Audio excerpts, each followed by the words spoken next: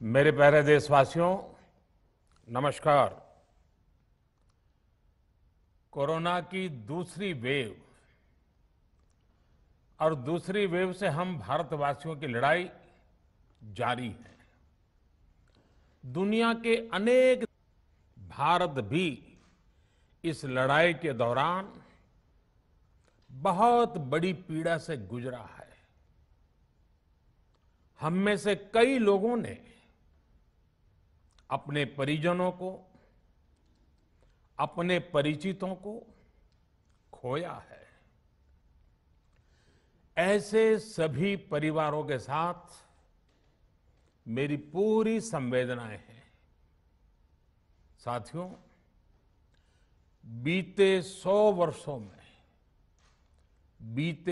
वर्षों में आई ये सबसे बड़ी महामारी है, त्रासदी है। इस तरह की महामारी आधुनिक विश्व ने न देखी थी, न अनुभव की थी।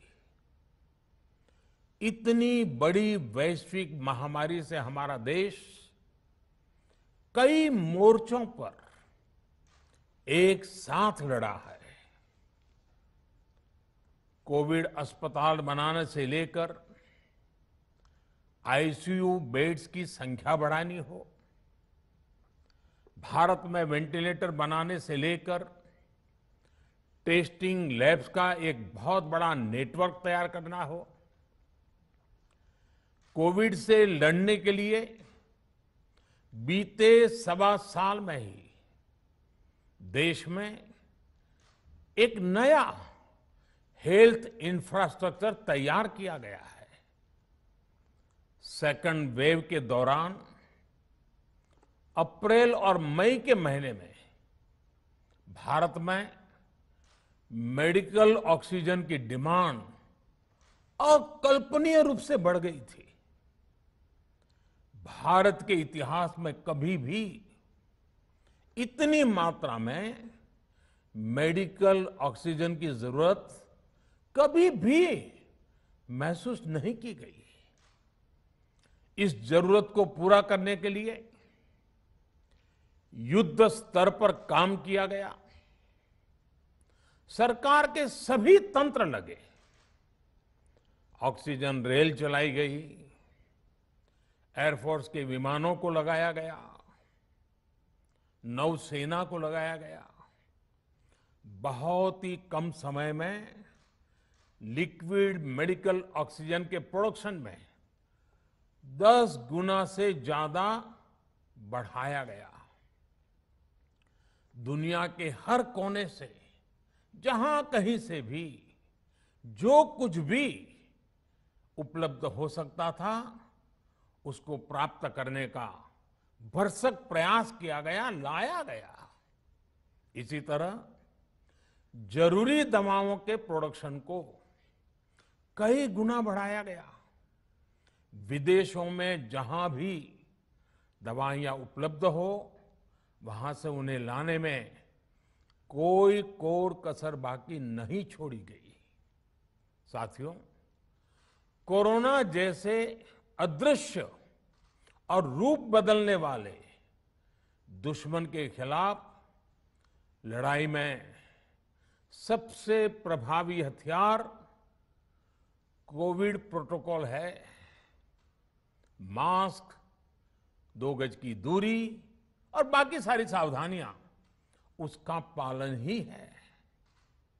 इस लड़ाई में वैक्सीन हमारे लिए सुरक्षा कवच की तरह है। आज पूरे विश्व में वैक्सीन के लिए जो मांग है, उसकी तुलना में उत्पादन करने वाले देश और वैक्सीन बनाने वाली कंपनियां बहुत कम है, इन्हीं गिनी हैं।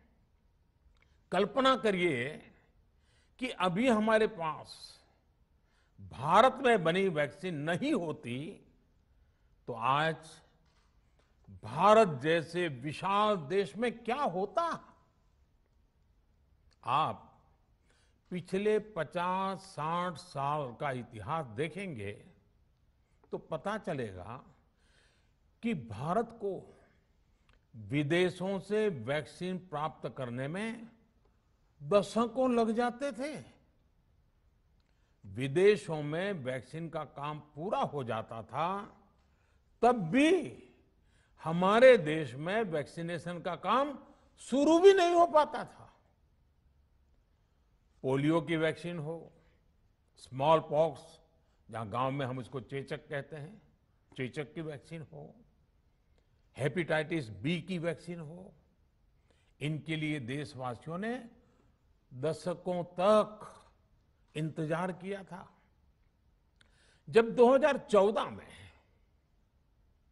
देशवासियों ने हमें सेवा का अवसर दिया, तो भारत में वैक्सीनेशन का कवरेज 2014 में भारत में वैक्सीनेशन का कवरेज सिर्फ 60% के आसपास था, 60% के आसपास था।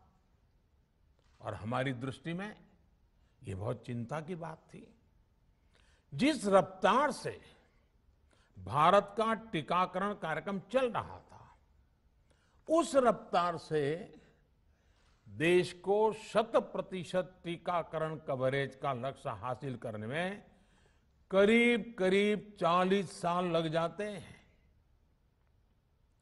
हमने इस समस्या के समाधान के लिए मिशन इंद्रधनुष को लॉन्च किया। हमने तय किया कि मिशन इंद्रधनुष के माध्यम से युद्ध स्तर पर वैक्सीनेशन किया जाएगा और देश में जिसको भी वैक्सीनेशन की जरूरत है उसे वैक्सीन देने का प्रयास होगा। हमने मिशन मोड में काम किया और सिर्फ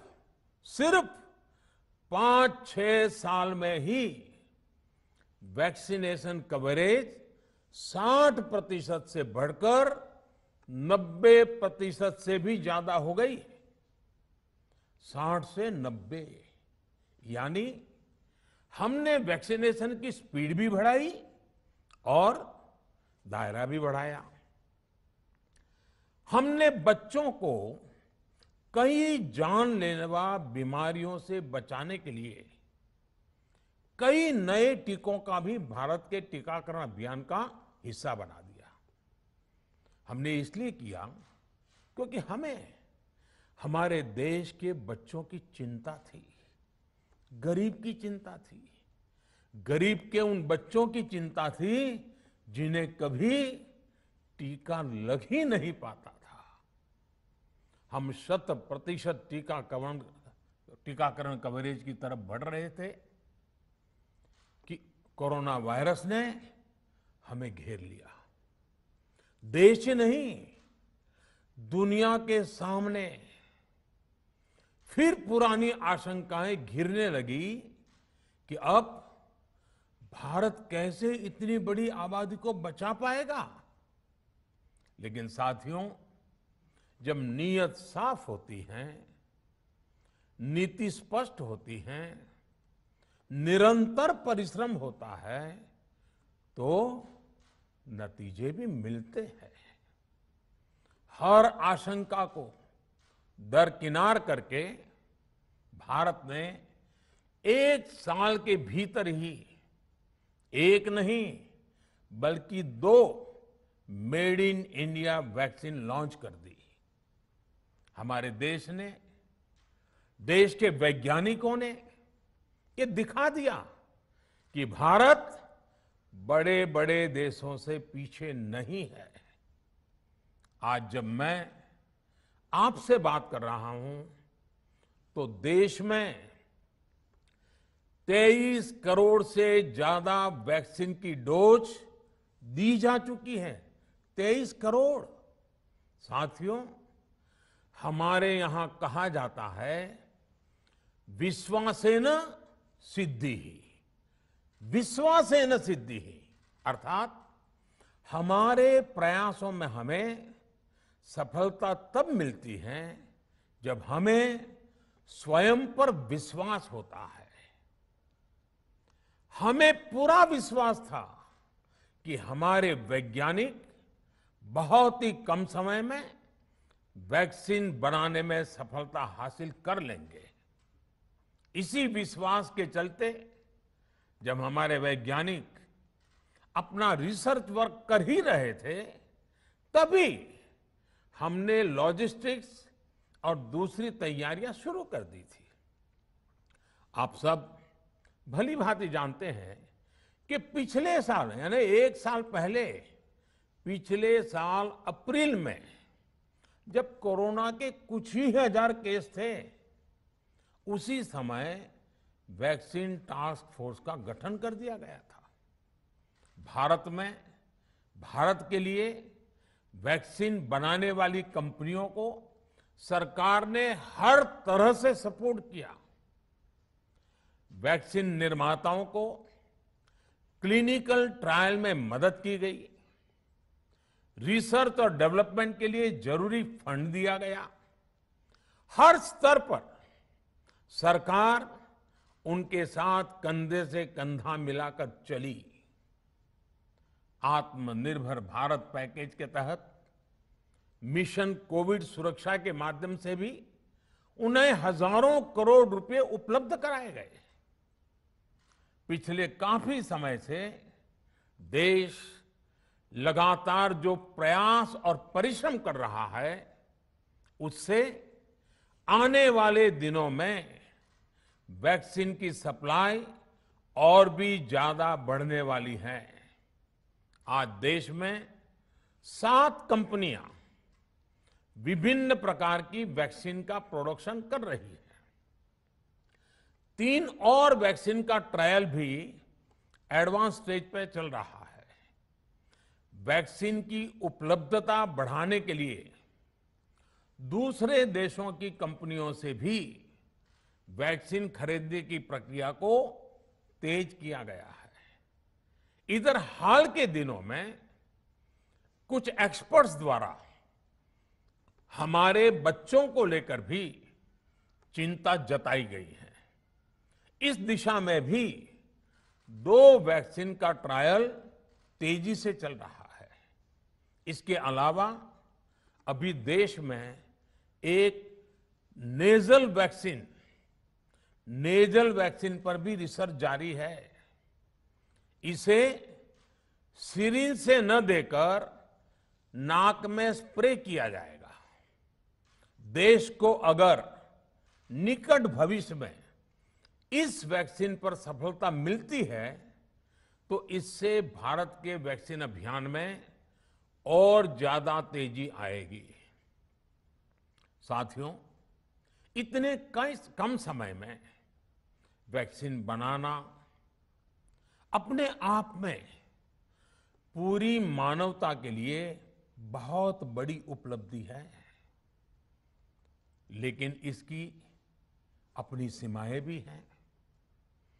वैक्सीन बनने के बाद भी दुनिया के बहुत कम देशों में वैक्सीनेशन प्रारंभ हुआ और ज्यादातर समृद्ध देशों में ही शुरू हुआ। WHO ने वैक्सीनेशन को लेकर गाइडलाइंस दी। वैज्ञानिकों ने वैक्सीनेशन की रूपरेखा रखी और भारत ने भी जो अन्य देशों की बेस्ट प्रैक्टिसेस थी, विश्व स्वास्थ्य संगठन WHO के मानक थे, उसी आधार पर चरणबद्ध तरीके से वैक्सीनेशन करना तय किया। केंद्र सरकार ने मुख्यमंत्रियों के साथ हुई अनेकों बैठकों से जो सुझाव मिले, संसद के विभिन्न दलों के साथियों द्वारा जो सुझाव मिले, उसका भी पूरा ध्यान रखा। इसके बाद ही ये तय हुआ कि जिन्हें कोरोना से ज्यादा खतरा है, उन्हें प्राथमिकता दी जाएगी। इसलिए ही हेल्थ वर्कर्स, फ्रंटलाइन वर्कर्स, 60 वर्ष की आयु से ज्यादा के नागरिक, बीमारियों से ग्रसित 45 वर्ष से ज्यादा आयु के नागरिक, इन सभी को वैक्सीन पहले लगनी शुरू हुई है।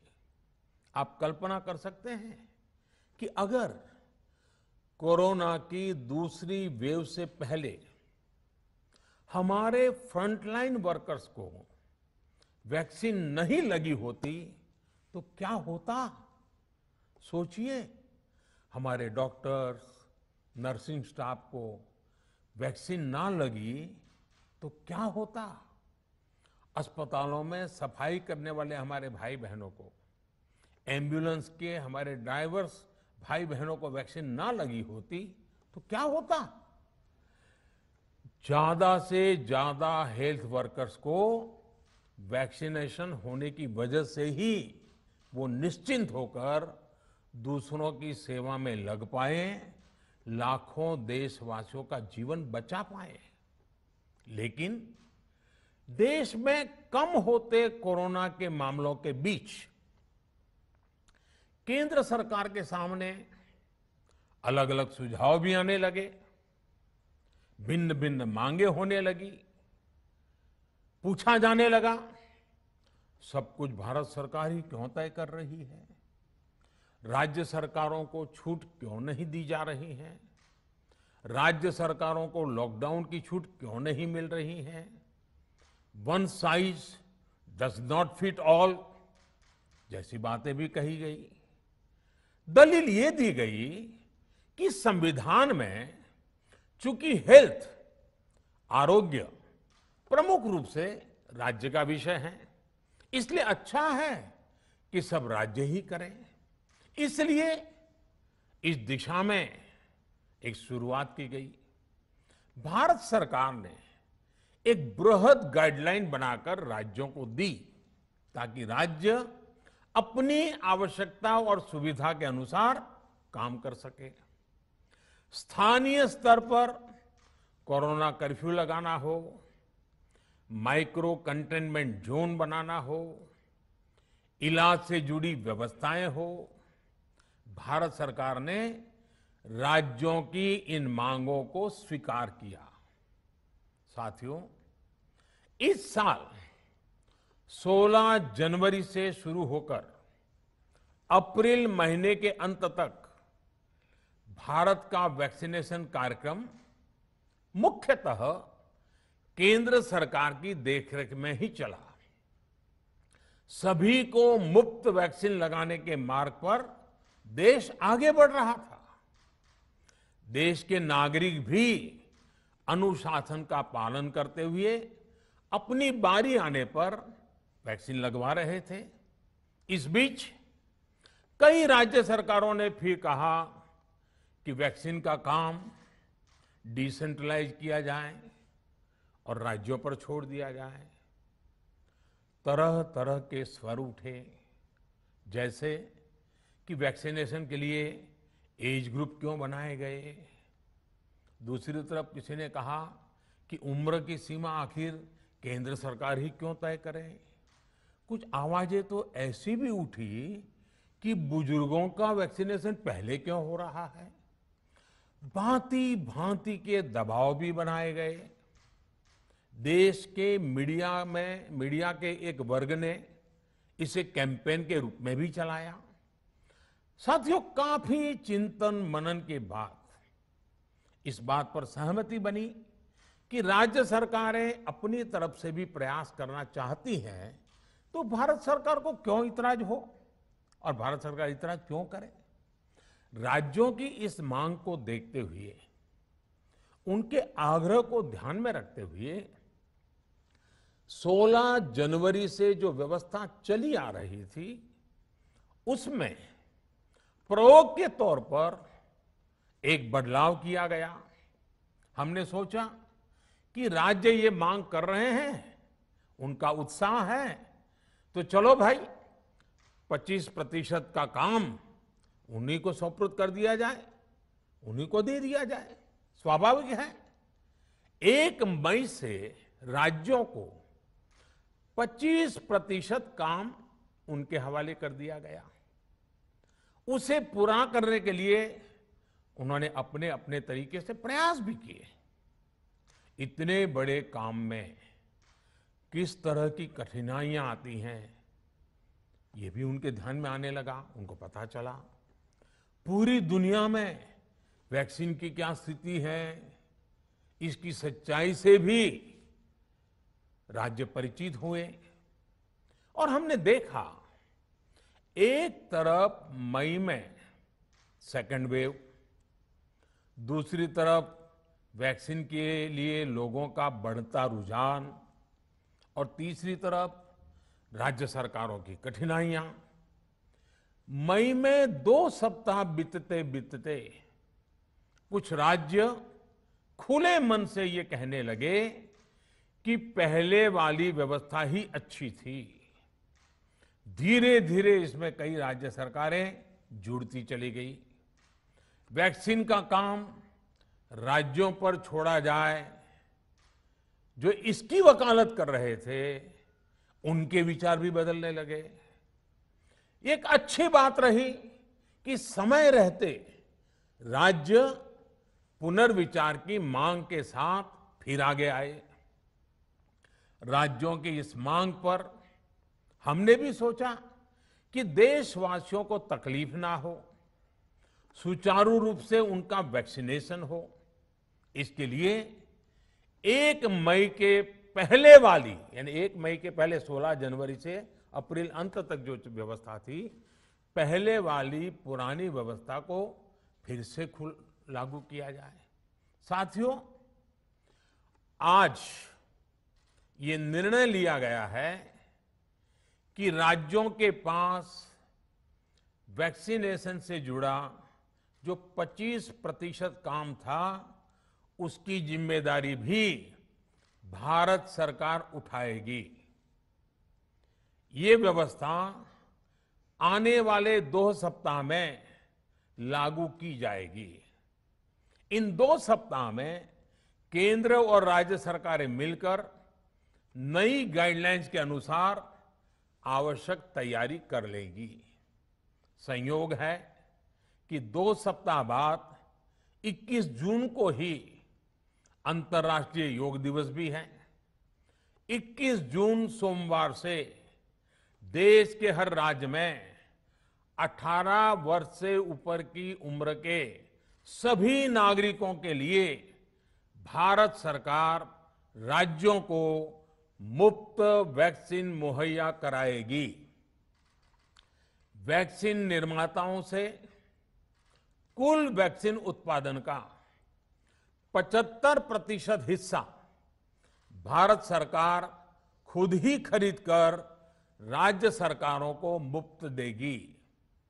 यानी देश की किसी भी राज्य सरकार को वैक्सीन पर कुछ भी खर्च नहीं करना होगा।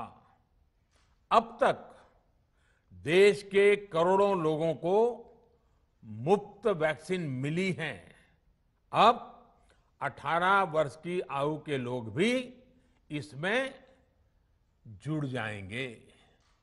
सभी देशवासियों के लिए भारत सरकार ही मुफ्त वैक्सीन उपलब्ध करवाएगी।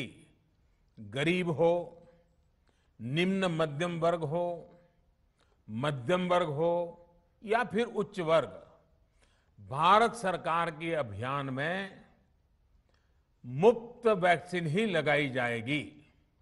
हां, जो व्यक्ति मुफ्त में वैक्सीन नहीं लगवाना चाहते, प्राइवेट अस्पताल में वैक्सीन लगवाना चाहते हैं, उनका भी ध्यान रखा गया है। देश में बन रही वैक्सीन में से 25% प्राइवेट सेक्टर के अस्पताल सीधे ले पाए, ये व्यवस्था जारी रहेगी। प्राइवेट अस्पताल वैक्सीन की निर्धारित कीमत के उपरांत एक डोज पर अधिकतम 150 रुपये ही सर्विस चार्ज ले सकेंगे। इसकी निगरानी करने का काम राज्य सरकारों के पास ही रहेगा। साथियों, हमारे शास्त्रों में कहा गया है प्राप्य आपदम न व्यथते कदाचित, उद्योगम अनु इच्छति चा प्रमत्तः। अर्थात विजेता आपदा आने पर उससे परेशान होकर हार नहीं मानते, बल्कि उद्यम करते हैं, परिश्रम करते हैं और परिस्थिति पर जीत हासिल करते हैं। कोरोना से लड़ाई में 130 करोड़ से अधिक भारतीयों ने अभी तक की यात्रा आपसी सहयोग, दिन रात मेहनत करके तय की है। आगे भी हमारा रास्ता हमारे श्रम और सहयोग से ही मजबूत होगा। हम वैक्सीन प्राप्त करने की गति भी बढ़ाएंगे और वैक्सीनेशन अभियान को भी और गति देंगे। हमें याद रखना है कि भारत में वैक्सीनेशन की रफ्तार आज भी दुनिया में बहुत तेज है, अनेक विकसित देशों से भी तेज है। हमने जो टेक्नोलॉजी प्लेटफॉर्म बनाया है कोविन, उसकी भी पूरी दुनिया में चर्चा हो रही है। अनेक देशों ने भारत के इस प्लेटफॉर्म को इस्तेमाल करने में रुचि भी दिखाई है। हम सब देख रहे हैं कि वैक्सीन की एक एक डोज कितनी महत्वपूर्ण है। हर डोज से एक जिंदगी जुड़ी हुई है। केंद्र सरकार ने ये व्यवस्था भी बनाई है कि हर राज्य को कुछ सप्ताह पहले ही बता दिया जाएगा कि उसे कब कितनी डोज मिलने वाली है। मानवता के इस पवित्र कार्य में वाद विवाद और राजनीतिक छींटाकशी से ऐसी बातों को कोई भी अच्छा नहीं मानता है। वैक्सीन की उपलब्धता के अनुसार पूरे अनुशासन के साथ वैक्सीन लगती रहे, देश के हर नागरिक तक हम पहुंच सके, ये हर सरकार, हर जनप्रतिनिधि, हर प्रशासन की सामूहिक जिम्मेदारी है। प्रिय देशवासियों, टीकाकरण के अलावा आज एक और बड़े फैसले में, उस फैसले से मैं आपको अवगत कराना चाहता हूं।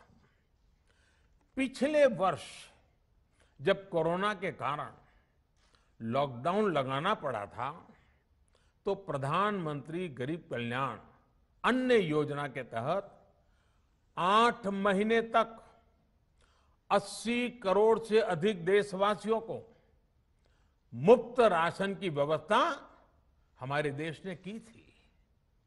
इस वर्ष भी दूसरी वेव के कारण मई और जून के लिए भी इस योजना का विस्तार किया गया था। आज सरकार ने फैसला लिया है कि प्रधानमंत्री गरीब कल्याण अन्न योजना को अब दीपावली तक आगे बढ़ाया जाएगा। महामारी के इस समय में सरकार गरीब की हर जरूरत के साथ उसका साथी बनकर खड़ी है। यानी नवंबर तक 80 करोड़ से अधिक देशवासियों को हर महीने तय मात्रा में मुफ्त अनाज उपलब्ध होगा। इस प्रयास का मकसद यही है कि मेरे किसी भी गरीब भाई बहन को, उसके परिवार को भूखा सोना ना पड़े। साथियों, देश में हो रहे इन प्रयासों के बीच कई क्षेत्रों से वैक्सीन को लेकर भ्रम और अफवाहों की जानकारी चिंता बढ़ाती है। ये चिंता भी मैं आपके सामने व्यक्त करना चाहता हूं। जब से भारत में वैक्सीन पर काम शुरू हुआ, तभी से कुछ लोगों द्वारा ऐसी बातें कही गई जिससे आम लोगों के मन में शंका पैदा हो। कोशिश ये भी हुई कि भारत के वैक्सीन निर्माताओं का हौसला पस्त पड़ जाए और उनके सामने अनेक प्रकार की बाधाएं आए। जब भारत की वैक्सीन आई तो अनेक माध्यमों से शंका आशंका को और बढ़ाया गया। वैक्सीन न लगवाने के लिए भांति भांति के तर्क प्रचारित किए गए। इन्हें भी देश देख रहा है। जो लोग वैक्सीन को लेकर आशंका पैदा कर रहे हैं, अफवाहें फैला रहे हैं, वो भोले भाले भाई बहनों के जीवन के साथ बहुत बड़ा खिलवाड़ कर रहे हैं।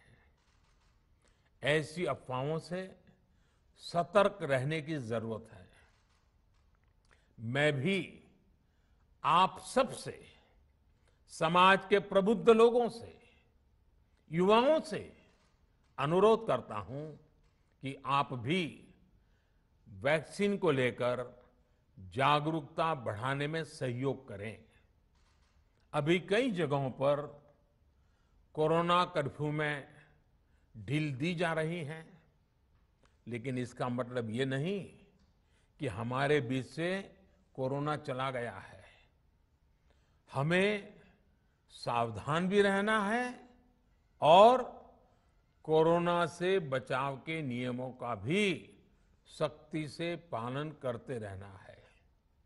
मुझे पूरा विश्वास है हम सब कोरोना से इस जंग में जीतेंगे। भारत कोरोना से जीतेगा। इन्हीं शुभकामनाओं के साथ आप सभी देशवासियों का बहुत बहुत धन्यवाद।